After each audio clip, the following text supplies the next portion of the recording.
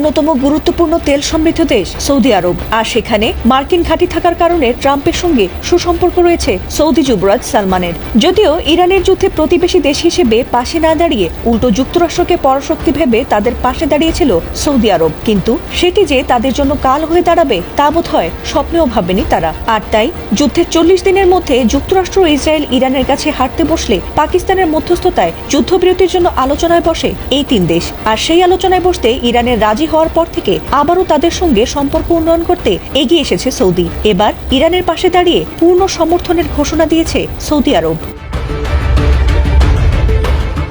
মধ্যপ্রাচ্যে চলমান যুদ্ধ স্থায়ীভাবে বন্ধ করতে এবং আঞ্চলিক নিরাপত্তা ও স্থিতিশীলতা ফিরিয়ে আনতে সব ধরনের কূটনৈতিক প্রচেষ্টার প্রতি তারা পূর্ণ সমর্থন দেবে বলে জানিয়েছে সৌদি আরবের পররাষ্ট্রমন্ত্রী ফয়সাল বিন ফারহান আল সাদ। সোমবার ইরানের পররাষ্ট্রমন্ত্রী আব্বাস আরাকচির সঙ্গে এক ফোন আলাপে তিনি এই আশ্বাস দিয়েছেন। সে সময় ইরানি পররাষ্ট্রমন্ত্রী আব্বাস আরাকচিও ফোন আলাপে জোর দিয়ে বলেন যে ইরান অত্যন্ত দায়িত্বশীলতার সঙ্গে যুদ্ধবিরতির প্রস্তাব মেনে নিয়েছে এবং আলোচনায় অংশগ্রহণ করেছে।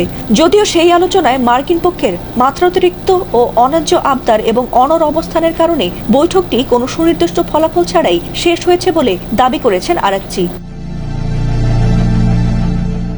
এর আগে সংঘাত নিরসনে গত 8 এপ্রিল 2 সপ্তাহের জন্য একটি যুদ্ধবিরতি কার্যকর হয়, যার সূত্র ধরে ইসলামাবাদে দুই পক্ষ আলোচনায় বসেছিল। সেখানে ইরান সেনা প্রত্যাহার ও নিষেধাজ্ঞা তুলে নেওয়ার দাবি সম্বলিত 10 দফা প্রস্তাব পেশ করলেও দীর্ঘ 21 ঘন্টার আলোচনার পর কোনো সমঝোতা ছাড়াই প্রতিনিধি দল তেহরানে ফিরে আসে।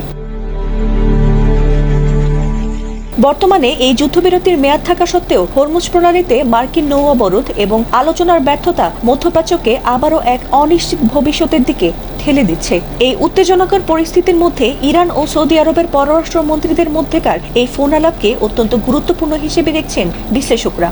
যদিও যুক্তরাষ্ট্র ও ইরানের মধ্যকার এই সংকট দূর করতে সৌদি নতুন করে কোনো ভূমিকা রাখতে পারবে কিনা সেটি এখন দেখার বিষয়।